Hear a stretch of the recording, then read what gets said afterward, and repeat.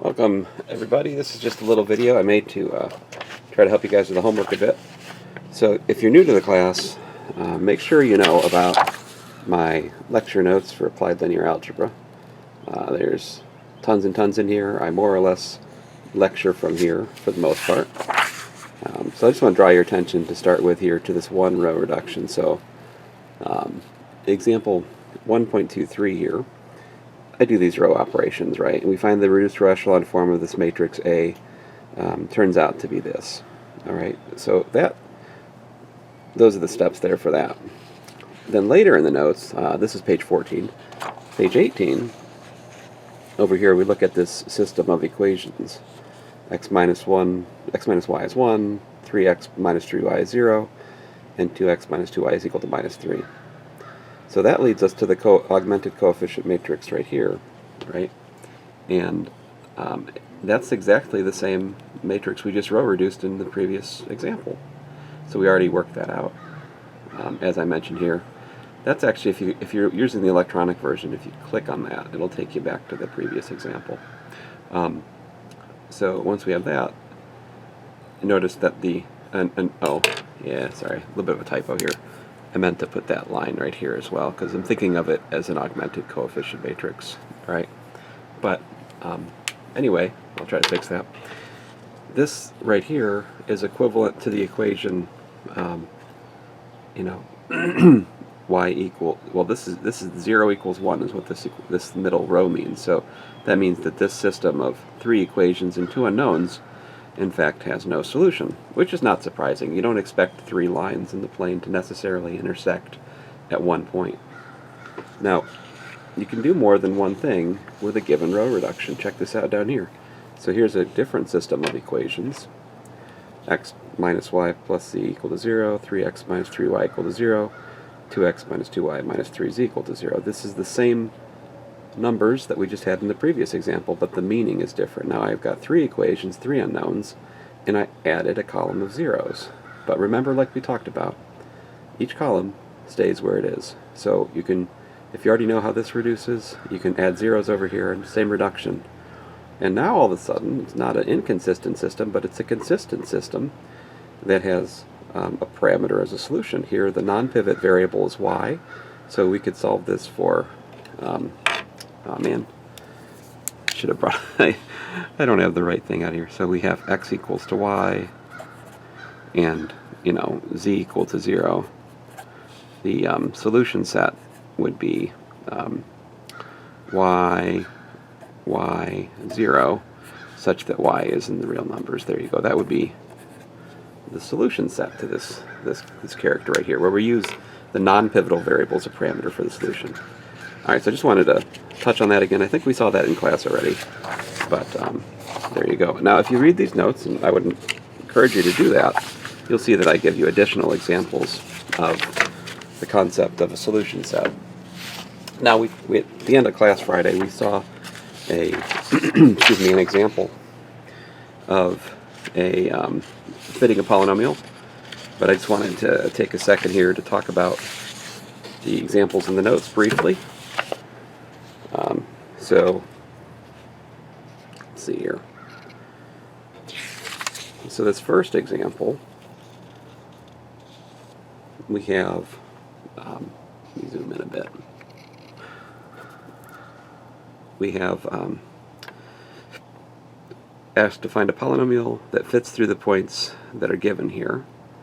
And I say, well, we'll use a quadratic polynomial. That's enough to get 3 points. So, of course, this is a little bit ambiguous, because if a quadratic will work, you could also use a cubic or a quartic or any higher order, but we'll be lazy and just use quadratic. Now I plug these points in, right? 0 maps to minus 2.7. 2 outputs a minus 4.5. If I plug in 1, I get a 0.97. So, and on the other hand, plugging in 0 gives me c, plugging in 1 gives me a times 1 squared plus b times 1 plus c, which is that, right? So then this gives us 3 equations and 3 unknowns, a, b, c, which if we do some, calculation, we get this. I think I talked about this in class. I'm just reviewing again. All right. Now the next example, a little bit more exciting. We have a cubic. We're asked to find a cubic polynomial that fits through these points. I think it's the same 3 points as before, but now we have A, B, C, and D to find out because it's a cubic polynomial, right? And I mean, okay, fine, guys. Some of you might be math majors, and you might be like, hey, that's not a cubic polynomial necessarily. You need to know that A is not equal to 0. Otherwise, it's not really a cubic. Fair enough. So when I say cubic polynomial, I really should say possibly degenerate cubic polynomial, because it could be that the leading coefficient's not 0. If in doubt about that, ask me. Anyway, so I plug in the points, and I get these 3 equations in 4 unknowns, which gives me this augmented coefficient matrix, which we can do row reduction, and out pops these solutions. Different than the last time, because now we're using a cubic instead of a quadratic. And so this time there's a parameter. There's the non-pivotal variable. The way I have things set up here ends up being C. And so I used C as a parameter for my solutions. And so the A, the B, of course the C, and D turns out to be a constant. But these, any choice of C, any real C, will give us a cubic which fits those three data points. So I think you guys can do problems like this. Now this over here, a little bit more adventurous. This is a traffic flow problem. And we don't do too much with these sorts of applied problems. My focus in this course, despite the title of Applied Linear Algebra, my focus is primarily on computational techniques of solving systems. It is applied in the sense that I don't really ask you guys to prove much in here. I do ask you to solve all kinds of problems computationally. So here's a traffic flow problem anyway, and the basic principle of traffic flow is that intersections don't create cars, right? So like which cars go in, same cars go out. So some of the cars in and cars out, or some of the traffic in and traffic out, I guess there could be trucks too, whatever, is equal. So at A, we've got 400 cars coming in this way. We've got x1 cars going out. We've got x2 cars coming in. Over at node B, we've got 100 cars going in, x1 cars going in, x3 cars going out, 600 cars going out. Now this is like, let's say, cars per hour. Or maybe it's in the country, so it's cars per month. I don't know. Whatever, it doesn't really matter. At node C, you got 300 in, x2 out, 100 out, 100 out. So principle of conservation of vehicles gives us a system of linear equations to solve.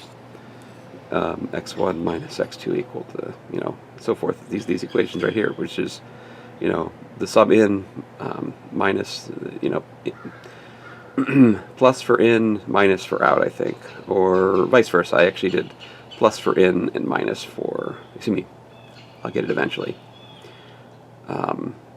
Plus for out, because I got a plus on the x1 and a minus on the x2 and a minus on the 400. It just need to be consistent, right? If I make these equations such that I've got a minus on for B rather, I've got a minus on the x1, I better also have a minus 100 there, and I do, right? But I've got a plus 600 over here because it's out.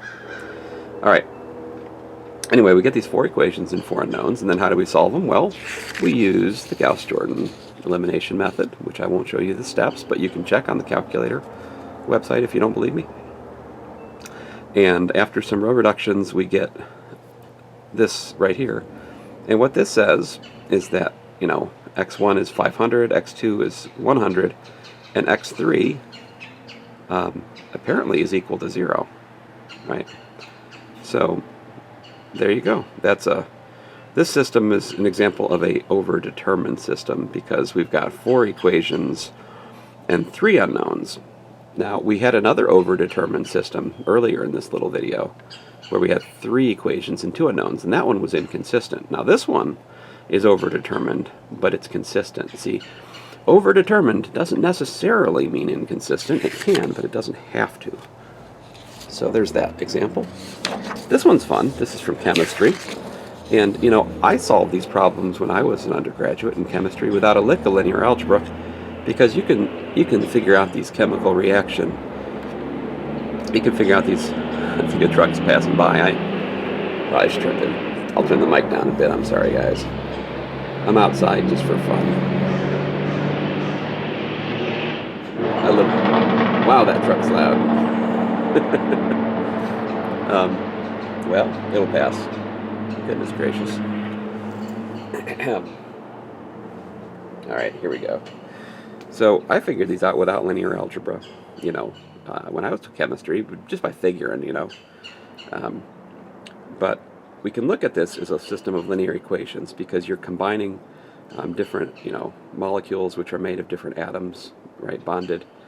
Like this has got a sodium, a hydrogen, a carbon, and oxygen, a hydrogen, a carbon, a hydrogen, and oxygen.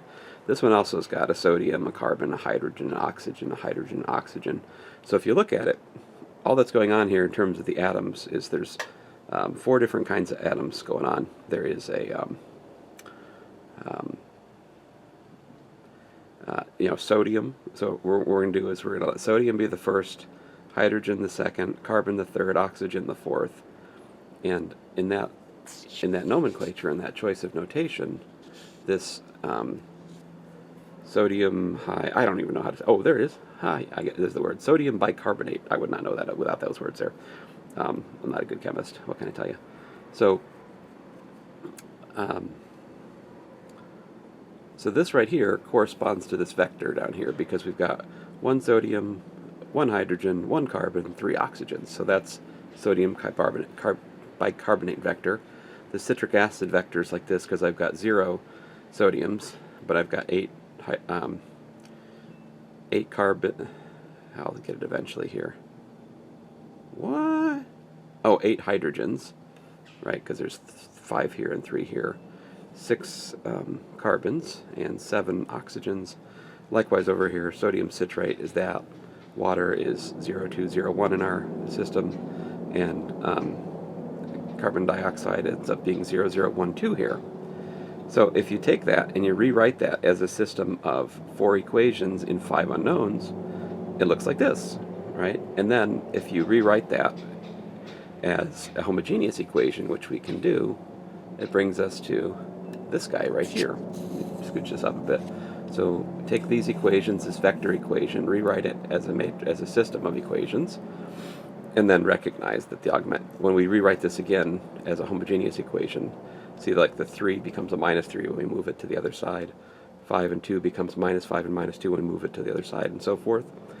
That gives us this augmented coefficient matrix for the homogeneous system, which after some row reduction ends up giving us this. Notice that the 5th column is the non-pivotal column, so we can use x5 as our parameter here, basically. Now, for chemistry, we don't know about how to do like a third of a molecule or something, right? So we definitely want to like choose a multiple of 3 for this to be physically meaningful.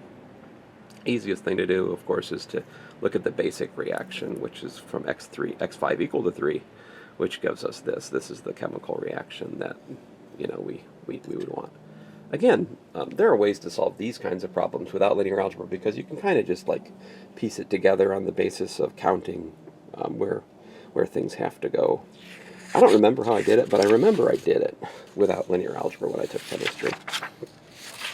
All right, so there's that. I have another example from circuits, but I don't really want to say too much about that except to say that when we analyze circuits, Kirchhoff's voltage law and Kirchhoff's current law gives us a system of linear equations, but I try not to talk about this too much in linear algebra because it makes everyone unhappy except for the electrical engineers.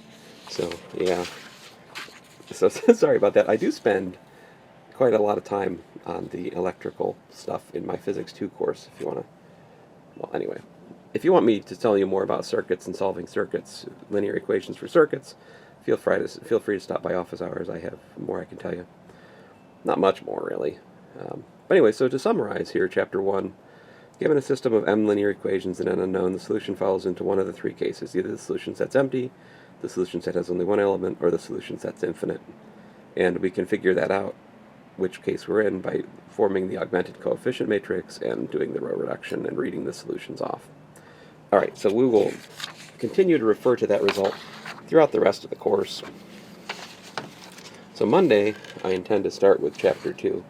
Now here are the examples which are essentially homework hits.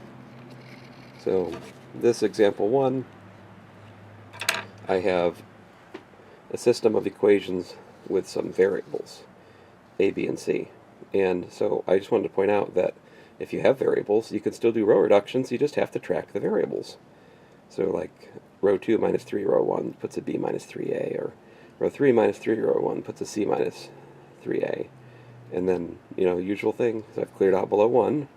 Now I add row 2 to row 3. That makes these 0, which gives me this. So if you look at this example, I'm not dogmatically following the row reduction technique. I'm just trying to get a row of zeros, because once I do that, I can extrapolate, what the answer is here. The question was, what condition do we need for the system to be consistent? Well, I would need for this to be 0, otherwise I would have an inconsistent equation here. I'd have 0 equals to something non-zero, which is impossible. So the last row must be 0, which means we need the condition b minus 6a plus c equal to 0 for this problem. So that's an example, which is similar to one of your homework problems. This one is another kind of similar to one of your homework problems, but it's a little bit more specialized. Your homework has got more letters in it, but the principles remain the same. If you have this two equations, and I've got a constant I don't know here, a, 2x1 minus x1 plus minus 2x2 equals to c equals to b, I'm saying this has to hold for all b and c, all right? My question then is there a choice of a which allows this? So let's analyze it. So first of all, I just tried to add the equations, because that cancels out x2, and it leaves me with, x1 equals to b plus c over a minus 1, but that, I didn't like this. I was like, well, a little bit unnerving. I think it'd be helpful to see how the row reduction works here. I'm not saying this is wrong, I'm just saying, I wanted to take a stab at the row reduction. And so we do that down here. I've got a2 minus 1 minus 2, c and b. So to start with, I row swapped because I want the 1 up here. Then I added a times row 1 to row 2, which gets rid of that a there. And that brings me to this. And at this point, in order to make that a pivot position, I need to know that 2 minus 2a is not equal to 0 in order to rescale that to 1. So it looks like I'm going to need the condition a not equal to 1 in order to be successful in solving this for arbitrary b and c. And so, of course, you could kind of see that up from you could also see it up here, right? Like I could have just gone here and the same. If a is not equal to 1, x is equal to b plus c over a minus 1, and then you can plug that into the other one to solve the other one. But I just thought it would be fun to look at it in terms of row reduction, so I did it that way. So once we know that a is not equal to 1, we have this augmented coefficient matrix upon rescaling. And then I just cleared out this 2 by adding twice row 2 to row 1. And you just have to operate symbolically here, right? So like I take b plus twice of that. Now the twice of that cancels the 2's, which is why I just have this. And yeah, so lo and behold, we have x1 is equal to this, and x2 is equal to that. I think if I simplified this, we get back to x1 is equal to b plus c over a minus 1, but I just didn't do that, so my bad. I'm pretty sure you can prove that this right here is the same as the solution that I didn't quite find up here, right, if I do the algebra. But I'll leave that to you guys. So that is a pretty big hint about another problem in your homework. Here's another hint about another one in your homework. We can also solve nonlinear problems which are similar to linear problems, right? Like this one here. I've got the sum of the reciprocals of x and y, well, difference of the reciprocals of x and y equals to 2, and the sum of the reciprocals is 4. This is, of course, a nonlinear equation, but if I add the equations, I get 2 over x equals to 6. If I subtract the equations, first from the second, I get 2 over y equals to 2, which gives me x is a third, and y is equal to 1, so apparently the solution is 1/3 1. So that wasn't too bad. My example 4 in this lightning round of hints for your homework is this. I don't always make hint videos, but I just thought it would be best for this week if I did. So here's a system of 3 equations and 3 unknowns. I make a substitution. x1's cosine, x2's cosine beta, x3 sine sine gamma, and this three equations becomes these three equations, but I can solve that using row reduction, right? So I do that. I don't go further than this though, because I don't need to. See, because by the time I get to here, I have minus 4x3 equals to minus 8, and I was like, uh-oh, that means that minus 4x3, that means that x3 is equal to 2. 2 equals to sine of gamma. But I know my trigonometry, and I know that sine is not larger in magnitude than 1. It has to take values between minus 1 and 1. There's no way we can get sine gamma equal to 2. Game over, end of story, no solution here. If we can't solve for sine of gamma, we can't simultaneously solve for cosine theta and cosine beta as well. Alright, I think there's a problem kind of like that in the homework. I'm not saying it can't be solved, I'm just saying it could be the case that there's no solution. Now this one has lots of solutions, lots and lots of solutions. Now, at the end of chapter 1, we learned that a linear equation has either infinitely many solutions, a unique solution, or no solutions at all. But this is not a linear equation, this is a system of linear equations. And as such, we'll see shortly that it has 8 solutions as it happens. So I make a substitution, a equals to x squared, b equals to y squared, c equals to z squared, and equation star becomes the linear equation in the substituted variable star star, which then I can make an augmented coefficient matrix and do the usual row reductions. And I'm not a slave to the RREF. I don't have to get to the RREF. I just get to something that's convenient to read the solutions without ambiguity and make a back substitution. For me, it was just this one and that one, and then I'm like, oh, I'm done, because I've got 1, 3 here. That says c is equal to 3. If I know c is equal to 3, then I can plug that into the third equation and get b is equal to 2, and I can plug it into the first equation and get a is equal to 2c minus 5, which ends up being 1. So a is 1, b is 2, c is 3, but then I have to unsubstitute the substitution to get to the solution I'm interested in. X squared equals 1, y squared equals 2, z squared equals to 3, but when we take a square root, we have to allow for plus or minus here. And, of course, because plus or minus 1 squares to 1, plus or minus square root of 2 squares to 2, plus or minus square root of 3 squares to 3. And so, as such, we have 8 solutions. Pop, pop, pop, pop, pop, pop, pop, pop. There you go. Alright. Next example, / hint here. It's kind of backward where we started earlier in this video. All polynomials whose graphs contain 3, 0. So, alright, so I'm like, all cubic polynomials. So if we plug in 3, we have to get 0, right? So I get 27a plus 9b plus 3c plus d equal to 0, which gives me d is this, right? Since we want f of 3 equal to 0. Uh-oh, battery's almost out. I better wrap this up here. Man, my battery just jumped from 20 to 3 minutes, just like that. Dang. So we can... That's one way to look at the answer. Another way would just be high school algebra, which I think is easier. Just factor out x minus 3, that's what remains. And then finally, this equation here, I've got 4 equations and 4 unknowns, but my point is you can solve the last 2 equations first and then plug it into the first 2 to solve it. And what I'm trying to say is if you got a system where some of the equations are uncoupled from the other, and if you can isolate a part of the system and solve that first, and then use it to solve the other, that's a win. The last problem in your homework is like that. Don't try to solve it all at once. Isolate part of it, solve it, and then use that part to solve the other. So what I'm trying to tell you is the Gauss-Jordan elimination will solve everything, but it's not always the most efficient path. We have to be open to adjusting to the situation on the ground and using a technique appropriate to the given system that we have. There's as many different techniques as are appropriate as there are systems. Systems are like people, they're all different, and you have to interact with different ones differently. So anyway, that's it for today.